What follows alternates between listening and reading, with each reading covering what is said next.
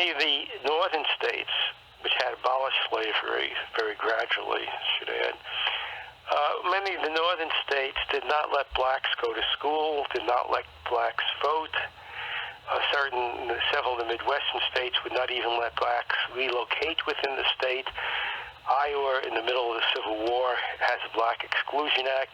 Clearly, the northern attitude toward blacks is not. It doesn't have it. It's not taking really the high ground. What's the Iowa Black Exclusion Act? What was that?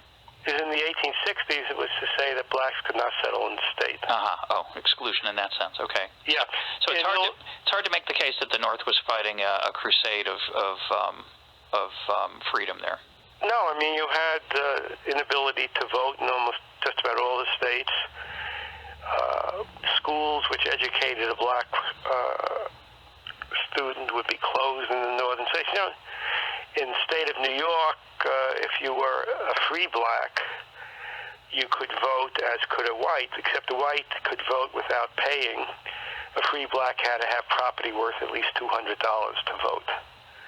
So you have a number of very systematic differences in their treatment. So that was Stanley Ingerman from Time and Across. He's one of the writers on Time and Across, which was a controversial book. Is a controversial book because it shows slavery in a different light than what we're told.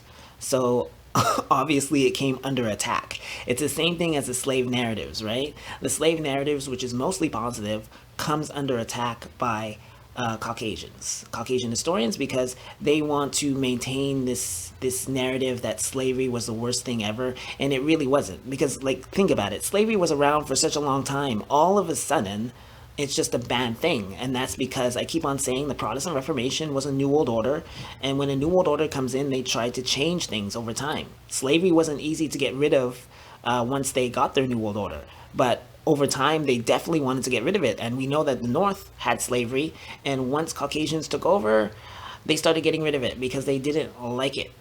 If you really understand the history, they did not like slavery because it was a disciplined system. Because I keep on telling you, Black Wall Street, if Black Wall Street was a slave community and they did that, Caucasians did that, all of them would have been rounded up and executed, because they destroyed a massive amount of property. The slaves were property. You think that it's a business. The slave owners are not going to let them get away with that. Even if a slave went to the market and got lynched, the slave owner is going to get involved and find out who did this and make sure that person gets their comeuppance.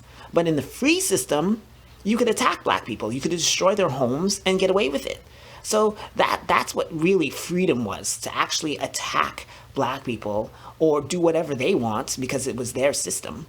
And which they manipulated, because there was, during the Middle Ages or during the time of slavery, there was a slave and free system. But the thing is that the reason why it was around for so long is because when you get out of slavery, you're supposed to be a civilized individual, right?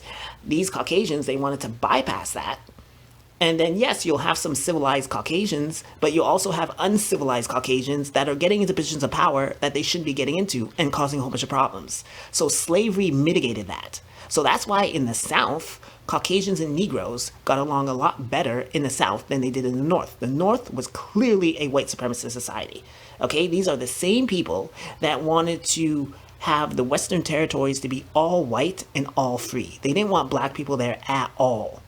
Okay, this is from the North. The North was very antagonistic towards black people, and most historians know this. But they just try to ignore it. And then say, oh, the South this, the South that. So you have a bigoted, racist society talking about the South that they don't like. They're talking about black people, history and culture. Black people that they don't like. They're talking about their history and culture. And we're supposed to believe what they say. That's why I'm saying there's a lot of misinformation about slavery. It did have its problems, but they're totally exaggerating about slavery. It's like literally a Twilight Zone episode. Oh, black people are working from sunup to sundown, no pay, constantly being beaten for whatever reason. Their women are constantly being raped. Their families are constantly being taken away from them. Oh, it's a Twilight Zone episode. That's ridiculous. There's no way that black people would tolerate that kind of nonsense. But this is what they say all the time.